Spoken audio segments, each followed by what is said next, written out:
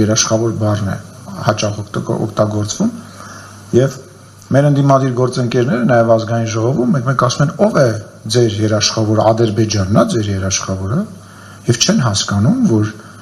Ադրբեջանի երաշխավորը անվտանգության ամենամեծ Հայաստանի Հանրապետությունն է իսկ Հայաստանի Հանրապետության երաշխավորը Ադրբեջանն է այսինքն այս խոսույթը իրանք նույնիսկ չեն հասկանում ինչի մասին են խոսում եւ